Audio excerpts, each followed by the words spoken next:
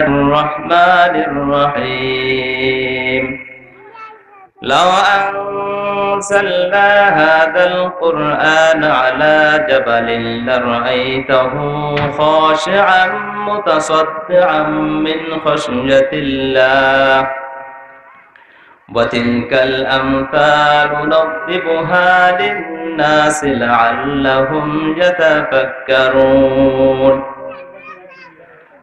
قال النبي صلى الله عليه وسلم لا يؤمن أحدكم حتى أكون أحب إليه من والده وولده والناس أجمعين وقال النبي صلى الله عليه وسلم لأتمم مكارم الأخلاق بعثت لأتمم مكارم الأخلاق صدق الله العظيم وصدق رسوله النبي الكريم ونحن على ذلك لمن الشاهدين والحمد لله رب العالمين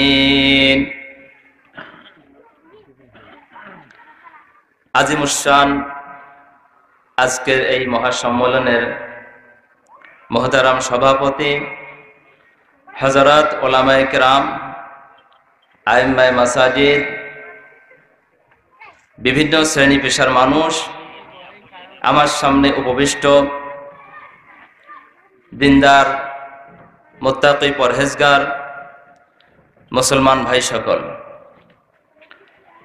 আসসালামু আলাইকুম ওয়া রাহমাতুল্লাহি ওয়া বারাকাতুহু আমরা সর্বপ্রথম সেই মহামুনিবের দরবারে শুকরিয়া আদায় করি যেই মহান আল্লাহ সুবহানাহু ওয়া তাআলা এই পৃথিবীতে অসংখ্য মাখলুকাত সৃষ্টি করেছেন। আমাদের মাঝে অনেক বক্তারা আছেন, অনেকে বলি আমরা 18,000 মাখলুকাত। এটা কোরআন হাদিসে কোথাও নেই যে এই 18,000 মাখলুকাত।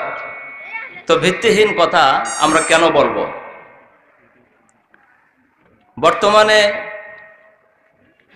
বিজ্ঞানীদের গবেষণা অনুযায়ী দেখা যায় পৃথিবীতে আল্লাহ তাআলার সৃষ্টি জীব আছে প্রায় 84 লক্ষের মতো। কোথায় 84 লক্ষ আর কোথায় 18,000? একটা ছেলে যখন স্কুলের বইতে পড়বে 84 লক্ষ সৃষ্টি জীব আছে, তখন দেখবে যে হুজুররা ওয়াজ করলো 18,000, আমরা বইতে পাই 84 লাখ।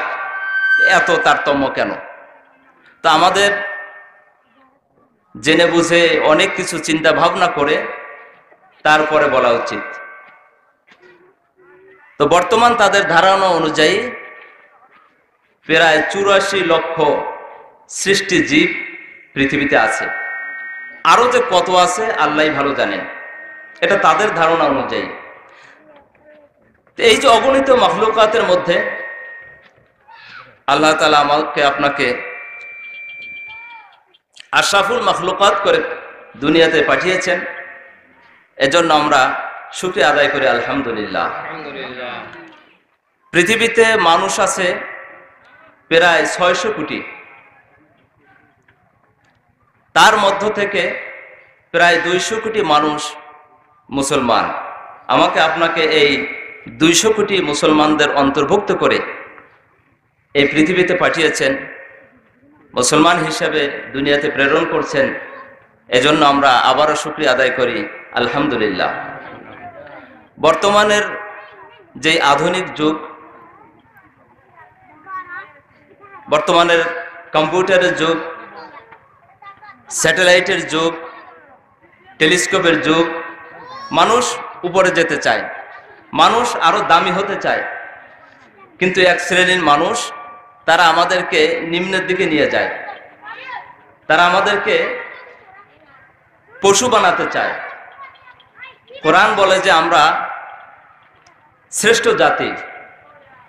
আমাদের আদি পিতা হযরত আদম আলাইহিস সালাম, আর তারা বানাতে চায় আমরা বানরের সন্তান, নাউজুবিল্লাহ। কোরআন আমাদেরকে জানায় যে আমাদের আদি পুরুষের জন্মস্থান এবং তার বাড়ি হচ্ছে জান্নাতে। আমাদের পূর্বপুরুষের বাড়ি জান্নাতে, বাপের বাড়ি মায়ের বাড়ি জান্নাতে, আর তারা আমাদের ঠিকানা দিতে চায় পাহাড়ে জঙ্গলে আমাদের জন্ম হয়েছিল, নাউজুবিল্লাহ। আল্লাহ পাক পৃথিবীতে যে মানুষ সৃষ্টি করেছেন কয়েকটা পদ্ধতিতে, কয়েকটা সিস্টেমে তিনি বানিয়েছেন। হযরত আদম আলাইহিস সালামকে বানিয়েছেন এক সিস্টেমে, মা হাওয়াকে বানিয়েছেন আরেকটা সিস্টেমে, সাইয়েদুনা ঈসা আলাইহিস সালামকে বানিয়েছেন আরেক সিস্টেমে, আমাকে আপনাকে বানিয়েছেন আরেকটা সিস্টেমে। আমাকে আপনাকে কোন সিস্টেমে বানিয়েছেন? সূরা লোকমানের মধ্যে আল্লাহ পাক বলেন, ওয়ালাকাদ খালাকনাল ইনসানা মিন সুলালাতিন মিন তিন। আমি তোমাদেরকে, হে মানব মণ্ডলী, আমি তোমাদেরকে মাটির সারাংশ থেকে, নির্যাস থেকে তোমাদেরকে আমি সৃষ্টি করেছি।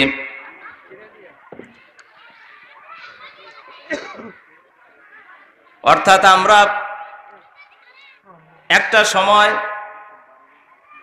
আমরা ছিলাম বিভিন্ন ধরনের খাবারের মধ্যে,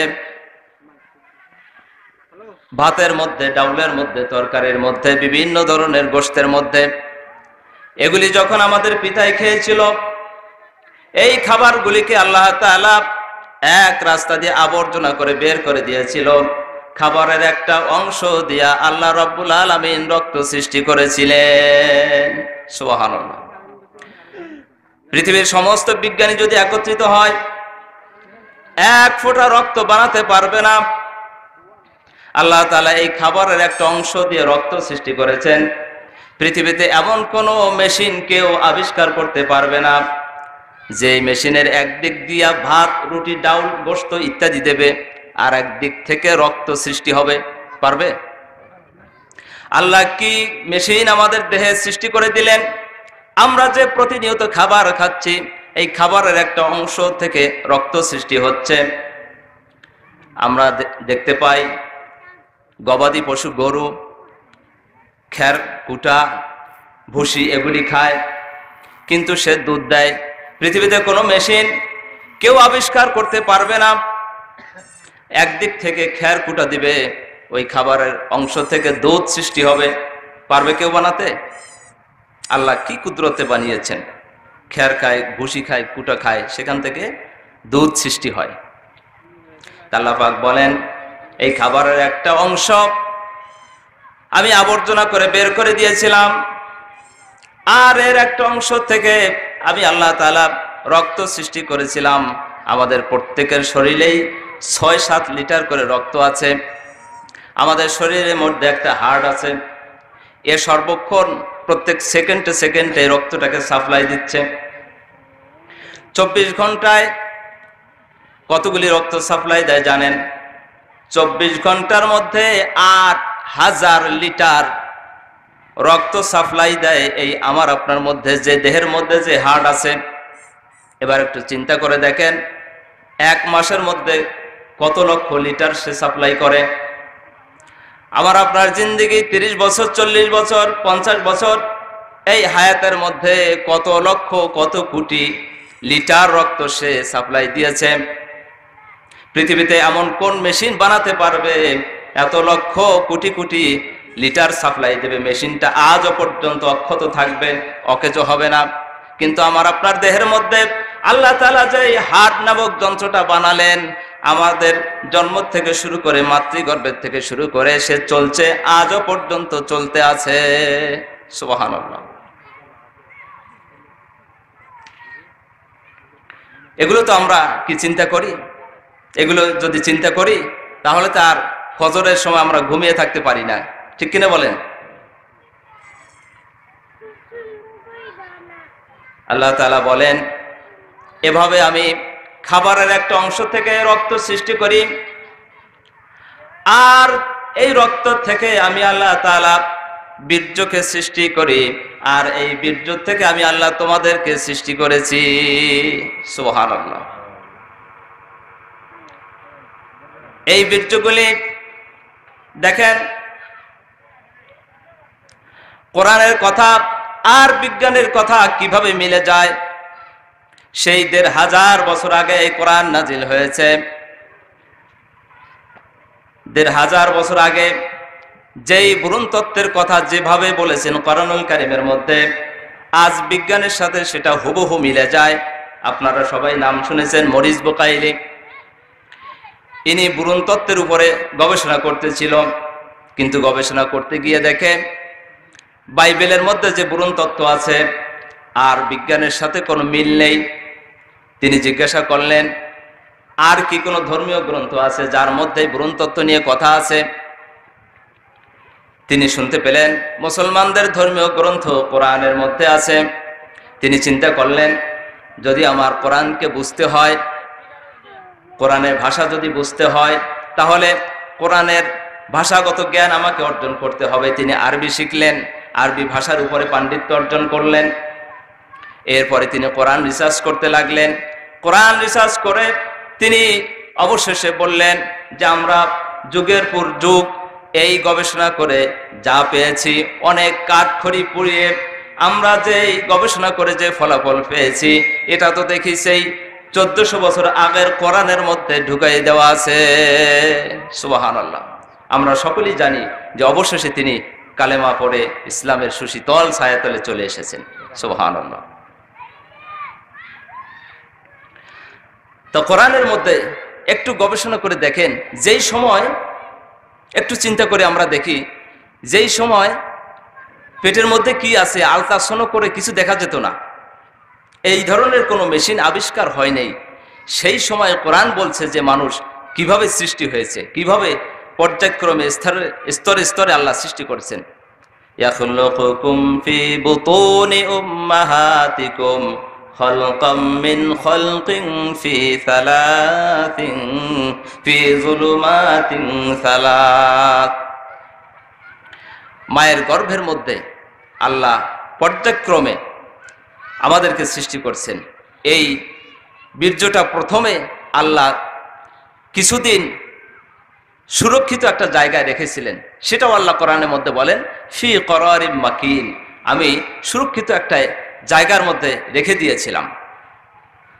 এরপরে সেই বীর্য থেকে সৃষ্টি হয় আলাকা, আলাকার থেকে সৃষ্টি হয় মুজগা, অর্থাৎ প্রথমে রক্তপিণ্ড, তারপরে গোশতের পিণ্ড, এরপরে গোশতের মধ্যে আস্তে আস্তে হাড্ডি গজাতে থাকে, এরপরে কর্ণ, নাসিকা, চোখ, হাত, পা ইত্যাদি গজাতে থাকে। সব কিছু ঠিক আছে, হাত আছে, পা আছে, চোখ আছে, কান আছে, সব কিছু আছে, কিন্তু লড়াচড়া করতে পারে না, পুতুলের মতো পড়ে আছে। আল্লাহ তাআলা রূহ নামক একটা ইঞ্জিন যখন ফুঁকে দেন, এরপরে সেই মায়ের গর্ভে লড়াচড়া করতে শুরু করে দেয়। আবার যখন এই দেহ থেকে রূহ নামক ইঞ্জিনটা নিয়ে যাওয়া হবে, সেই সময় আবার এরকম দেহ পড়ে থাকবে, আর কোনো লড়াচড়া করতে পারবে না। সব দাম্ভিক অহংকার সব চূর্ণ বিচূর্ণ হয়ে যাবে।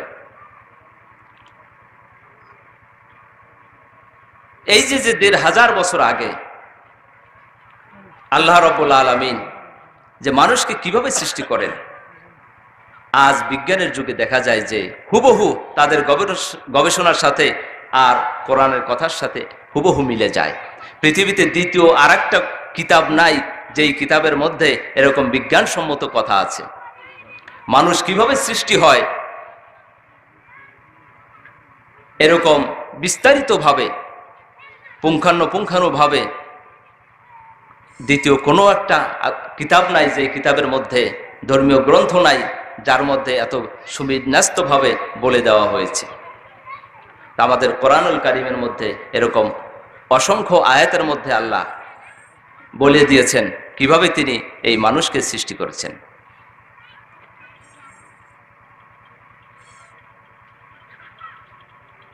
আমরা যদি দেখেন এই বিশাল আসমানের দিকে যদি আমরা তাকাই, যদি আমরা একটু লক্ষ্য করি যে বিশাল আসমানটা আল্লাহ কিভাবে বানালেন।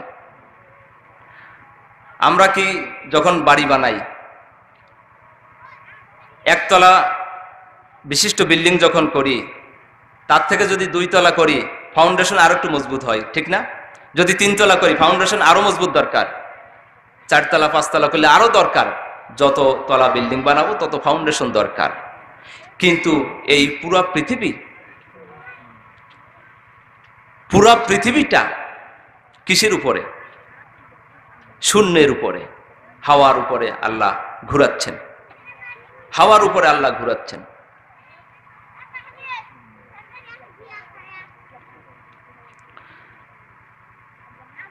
ও যে আয়াতটা বলতেছিলাম যে আল্লাহ বলছেন ফি জুলুমাতিন সালাত, তোমাদেরকে আমি বানিয়েছি 3 অন্ধকারের মধ্যে। আমরা সকলে জানি যত সূক্ষ্ম কাজ তত আলোর প্রয়োজন বেশি হয়, ঠিক কিনা বলেন? এই ইলেকট্রনিক্স মেকারের দোকানে দেখছেন টেবিলের উপরে এরকম একটা লাইট, অর্থাৎ তার সূক্ষ্ম কাজ আলো যদি বেশি না হয় সে কাজ করতে পারবে না। এজন্য যত সূক্ষ্ম কাজ তত আলোর প্রয়োজন বেশি। কিন্তু আল্লাহ আমাকে আপনাকে মাতৃগর্ভে বানালেন কোনো আলো ছাড়াই, এবং আল্লাহ বললেন সেখানে 3 অন্ধকারের মধ্যে বানালেন। এবং আমাদের শরীরের যে যন্ত্রপাতিগুলি আছে কত সূক্ষ্ম, যে আমাদের যে 2টো চোখ, একটা চোখের মধ্যে 13 লক্ষ ক্যামেরা আছে। সুবহানাল্লাহ। এই যে ভিডিও করছে যে ক্যামেরাগুলি, এর থেকে আরো বহুগুণ শক্তিশালী আমার আপনার চোখের মধ্যে যে ক্যামেরা আছে। সুবহানাল্লাহ। 13 লক্ষ ক্যামেরা আছে এক চোখে, আর এক চোখে 13 লক্ষ, 26 লক্ষ। এবং এই 26 লক্ষ ক্যামেরার সাথে 26 লক্ষ সূক্ষ্ম তার আছে, যে তার চোখ থেকে ব্রেন পর্যন্ত লাগানো আছে। সুবহানাল্লাহ। এত সূক্ষ্মভাবে আল্লাহ সৃষ্টি করলেন, সেখানে কোনো আলো নেই, এবং 3 স্তর বিশিষ্ট অন্ধকারের মধ্যে। সুবহানাল্লাহ।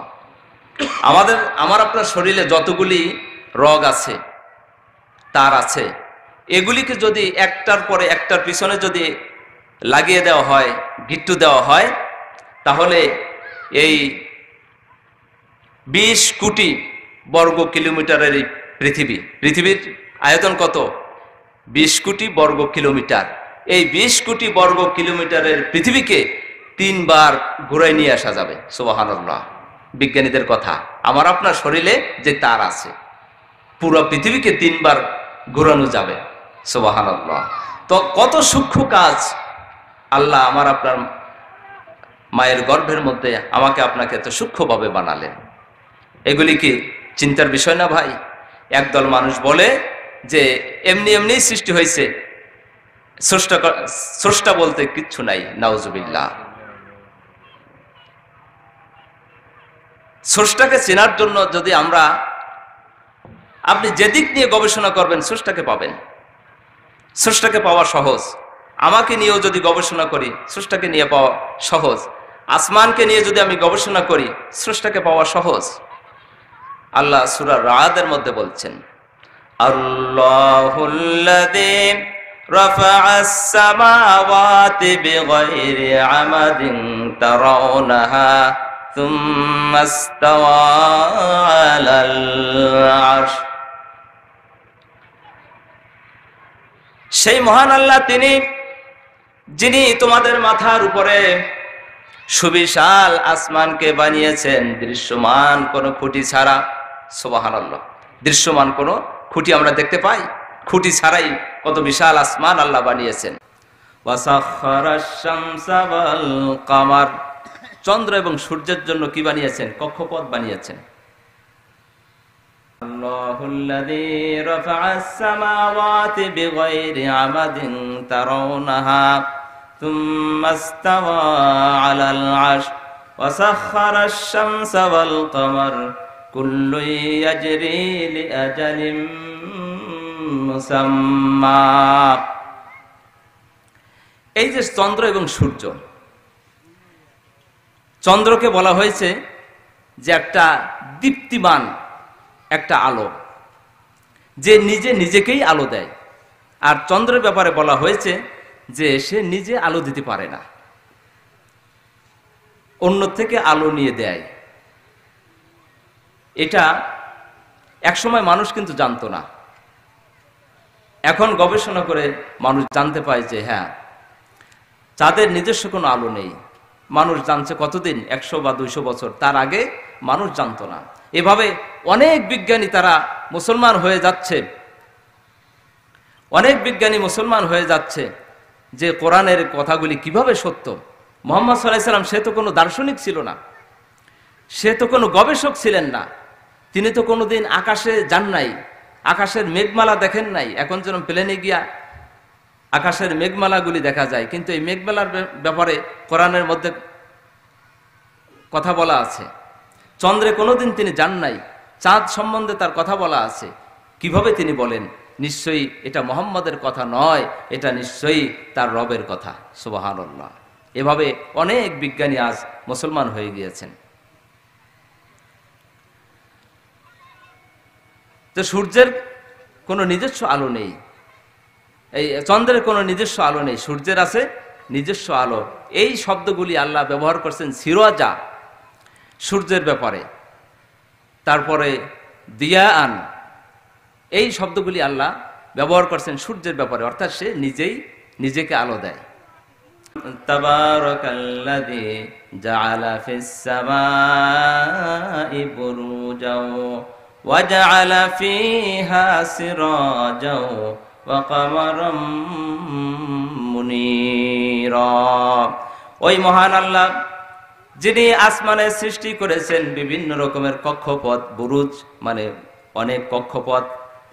তাফসীরের মধ্যে আছে এরকম 12টি আকাশের অংশ আছে, প্রত্যেকটির মধ্যে যেখানে অসংখ্য তারা আছে, এটাকে বলা হয় বুরুজ। বিভিন্ন ধরনের ব্যাখ্যা আছে, অর্থাৎ আল্লাহ অসংখ্য এরকম কক্ষপথ বানিয়েছেন। আর সেই আসমানে বানিয়েছেন আল্লাহ দীপ্তময় দীপ্তিমান সূর্যকে, আর জ্যোতির্ময় চন্দ্রকে বানিয়েছেন। এখানে মুনিরা অর্থাৎ জ্যোতির্ময় চন্দ্র, যে নিজে আলো দিতে পারে না। তো দেখেন তো, যা মানুষ জানলো আজ, তা 1500 বছর আগে কোরআনের মধ্যে কিভাবে বলে দেওয়া আছে। সুবহানাল্লাহ। এই যে আপনাদের পর্যটন নগরী কক্সবাজার, চতুর্দিকে পাহাড়, এখানে আমরা যেখানে আছি সামনে পাহাড়, এদিকে পাহাড়, এই পাহাড়ের কথা কি কোরআনে নাই? আছে। ওয়াল জিবালা আওতাদা, আমি এই পাহাড়কে বানিয়েছি পেরেক স্বরূপ। আমরা কাঠের মধ্যে যে লোহা তার কাটা পেরেক মারি, এই পাহাড়কে আল্লাহ দুনিয়া পৃথিবীকে তার ভারসাম্য ঠিক রাখার জন্যে, পৃথিবী কত স্পিডে ঘুরছে, এর মধ্যে বিভিন্ন স্তর আছে, জমিনের অনেক স্তর আছে, এই স্তরগুলি একটার সাথে আর একটা যেন আলাদা না হয়ে যেতে পারে, এজন্য আল্লাহ পেরেক বানিয়ে দিয়েছেন। সুবহানাল্লাহ। দেখেন তো 1500 বছর আগে আল্লাহ রসুল কিভাবে জানলেন? কোরআনুল কারীমের মধ্যে আল্লাহ বলে দিয়েছেন যে এই পাহাড়কে দুনিয়ার ভারসাম্য ঠিক রাখার জন্য পেরেক হিসেবে আল্লাহ তাআলা এই পাহাড়গুলিকে করেছেন। যেখানে প্রয়োজন, আপনাদের সমুদ্রের পাড়ে প্রয়োজন হয়েছে, এজন্য আল্লাহ এখানে লাইন দিয়ে পাহাড় বানিয়েছেন। যেখানে যেখানে প্রয়োজন আল্লাহ সেখানে এই পাহাড়গুলি স্থাপন করেছেন। আমরা জানি যে এই পেরেক, এই কাঠে যে পেরেক মারি, পেরেক উপরে যতটুকুন দেখা যায়, উপরে দেখা যায় অল্প, মূল অংশ তো ভিতরে। তো পেরেক যেহেতু পাহাড়কে বলল, তাহলে গবেষণা করে দেখতে পেল যে এই পাহাড়ের নিচে কতটুকু গেল। যেহেতু পেরেক বলছে, তো গবেষণা করে দেখা যাচ্ছে যে উপরে পাহাড়ের যতটুকুন, এর থেকে গভীরে এর থেকে অনেক অংশ বেশি। সুবহানাল্লাহ। কয়েক গুণ বেশি জমিনের ভিতরে। সুবহানাল্লাহ। এই সমুদ্র নিয়ে কি কথা নেই? সমুদ্রের ব্যাপারেও কথা আছে। আল্লাহ রসুল কি দুনিয়া ভ্রমণ করছেন? তিনি কি সমুদ্রে গেছেন? তিনি কি লোহিত সাগরে গেছেন, যে সাগরের একদিকে মিষ্টি পানি আর একদিকে লোনা পানি? আল্লাহ রসুল তো কোনোদিন যান নাই। তো এই কথাগুলি তিনি কিভাবে বললেন? নিঃসন্দেহে এগুলি তার কথা নয়, এগুলি আমাদের রবের কথা। এই সাগর থেকে যে আল্লাহ লোনা পানিকে বাষ্পাকারে উঠান, তারপরে মেঘমালায় সৃষ্টি করেন, মেঘমালা সৃষ্টি করে এরপরে আল্লাহ তাআলা পরিমাণ মতো যেখানে যতটুকুন প্রয়োজন সেই পরিমাণ মতো সব জায়গায় পৌঁছে দেন কে? আল্লাহ। নদীর পানি যেরকম বাদ দিয়ে রাখে, আকাশের পানি যদি এরকম বাদ দিয়ে রাখা যেত তাহলে তো অনেক দেশের সরকার রেখে দিত, কিন্তু আল্লাহ এত উপর থেকে ওটা নিয়ে যান যে কোনো দেশের সরকার এটাকে যেন বাদ দিয়ে না রাখতে পারে। আল্লাহ সারা দুনিয়ায় এই মেঘমালার মাধ্যমে কত টনকে টন পানি আসমানের উপর থেকে আল্লাহ ভাসাইয়া এক প্রান্ত থেকে আর এক প্রান্তে নিয়ে যাচ্ছেন। সুবহানাল্লাহ। وأنزلنا من السماء ماء ثجاجا وأنزلنا من السماء ماء بقدر فأسكناه في الأرض। আসমান থেকে আল্লাহ এই পানি বর্ষণ করছেন পরিমিতভাবে, বিকদারিন, পরিমিতভাবে, এবং জমিনের মধ্যে আবার সেগুলিকে কি করছেন? আমাদের জন্য রিজার্ভ করে রেখে দিয়েছেন। আমরা যে নিচ থেকে পানি তুলতে পাই টিউবওয়েলের মাধ্যমে, মোটরের মাধ্যমে আমরা যে পানি তুলি, এই পানিগুলি আমরা কোথা থেকে পাই? এই পানিগুলি আসমানের পানি। বৃষ্টির পানি জমিনে পড়ে, জমিনের নিচে শোষণ করে চলে যায়, এরপর আবার আমরা ওখান থেকে পানিকে উত্তোলন করি। সুবহানাল্লাহ। আল্লাহ ওখানে আমাদের জন্য সংরক্ষণ করে দেন। এই আমরা ওখান থেকে খাবারের পানি, এই সমুদ্রের পানি যেটা লোনা পানি, খর পানি, এই পানিকে আল্লাহ বাষ্পাকারে,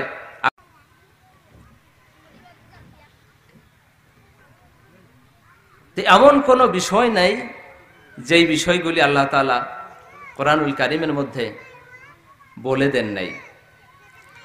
আজকে সারা পৃথিবীতে আমার রসুলের হাদিস নিয়ে, এই কোরআন নিয়ে যত রিসার্চ, যত গবেষণা চলছে, পৃথিবীর দ্বিতীয় অন্য কোনো